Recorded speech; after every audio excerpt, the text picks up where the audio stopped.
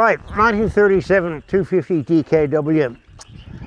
They won the TT. The opposition was Rudges and Excelsiors, which were no opposition at all. Of course, they won most of the European Championships. Fantastic bike. Alan's riding it today. Supposedly one of the noisiest bikes in the world. There's a bit of a story that when they were flat out down Bray Hill, you could hear them in Douglas. From Douglas to Liverpool, you could hear them in Liverpool when they were racing in the Isle of Man. So, serious bit of kit. Here we go, another day in paradise.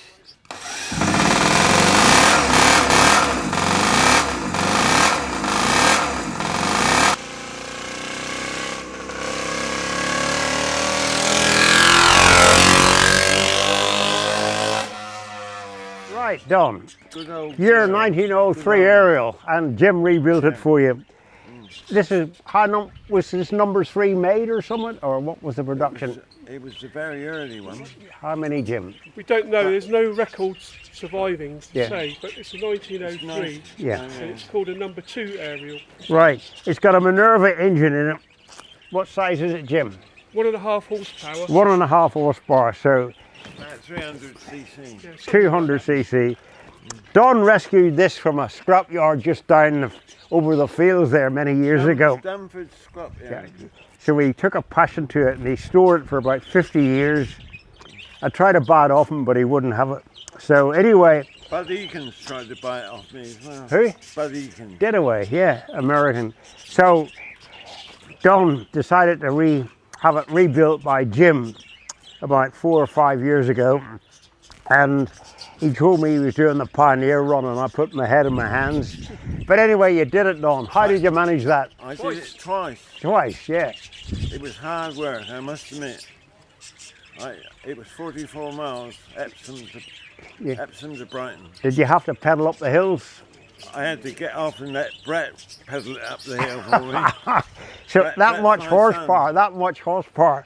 Right, Jim, what was the trouble with the engine? It's obviously done quite a bit of work back in its day because it was worn out. Yeah. I had to make a new crank pin and rebush various things. The cylinder bore was quite worn, but I managed to get some new rings and to make it so it ran and was usable. Yeah. It was marvellous. He had to rebore the flywheels, make an oversized crank pin, rebore the flywheels with paper, and it all worked perfectly. Quite a bit of work. The carburetor was worn out here. I had to bore that there. And he made a new slide. He made a new slide for it. Amazing. Right, what's this here, Jim? Is that the cut-out switch? That's the ignition cutout. Basically, quite challenging to ride. Go on in. This is decompressor. Where's Alan Cathcart? Come over, you're going to ride it. Decompressor and ignition advance. Yeah. That one there is the throttle. Yes. You need very little throttle. Yes, and just work on the cutout. Yeah, and when you want to stop or slow down, you open that switch and it cuts the ignition. And then you fire it back in again. Yeah. So it's quite tricky. The little Minerva engine, in the 1900 turn of the century, most manufacturers imported engines, Minerva, Peugeot, Triumph and Norton, and it was really about 1906 before Britain started to manufacture engines. Yeah.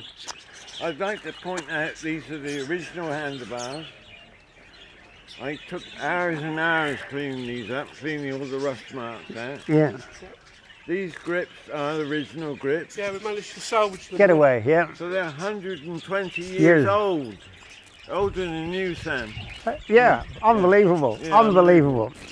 This was the original accumulator that was in it when Don and Derek salvaged the bike from the scrapyard. And that's the original ignition coil, which is called a trembler coil, which was a very primitive ignition system used at that time. I've used a more modern ignition system to make it reliable and easier to use. There was no way we were going to salvage any of this, but they were still with the bike when it came out of the scrapyard, so we kept them. Can I point out that the DVLA wouldn't let me keep that number? No. Because I wanted that number. Yes, yeah. But I've got the logbook. Have you? The logbook, the AA is crossed out. Yeah. And that's put on. so they wouldn't let me change it. Yeah.